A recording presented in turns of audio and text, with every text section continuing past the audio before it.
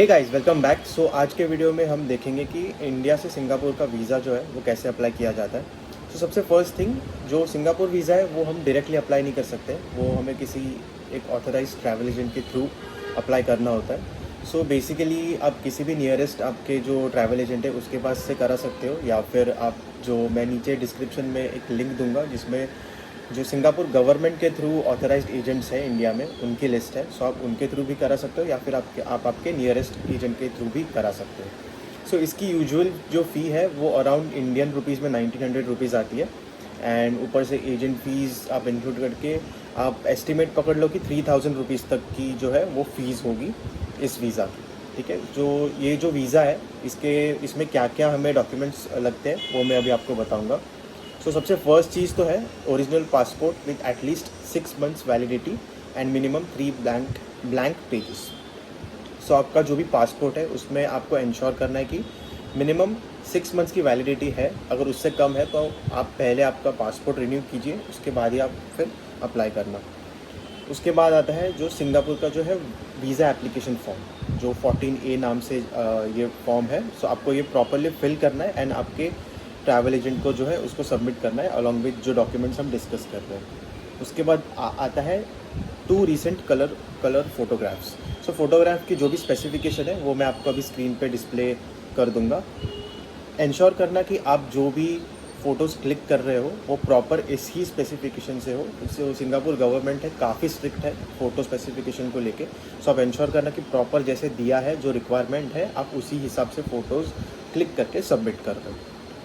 उसके बाद आता है कवरिंग लेटर, जो आपको जैसे आप बेसिकली किसी भी शेंगन वीज़ा या अलग और बाकी वीज़ा टाइप्स के लिए आप कवर लेटर लिखते हो जिसमें आप आपके डिटेल्स सारे दोगे, तो वो आपको कवर लेटर एक लिखना है। उसका भी एक सैम्पल मैं आपको डिस्क्रिप्शन में दे दूँगा।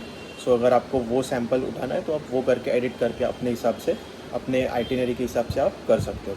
उसके अलावा एक रिटर्न फ़्लाइट टिकट आपको दिखानी पड़ेगी, एंड जो होटल है होटल बुकिंग्स आपको दिखानी पड़ेंगी। सो ये आपको इंश्योर करना है कि ये भी आप सबमिट कर रहे हो। एंड मेरा तो यही सजेशन होगा कि आप प्रॉपर जो भी बुकिंग्स है वो दिखाओ। आप डमी भी दिखा सकते हो, मैंने बहुत लोगों को देखा है डमी भी यूज़ करते हुए, बट मेरा सजेशन यही होगा कि आप अगर प्रॉपर एयरलाइंस की बुकिंग दिखाओगे, एक्चुअल वैलिड बुकिंग्स, तो ज़्यादा बेटर होगा।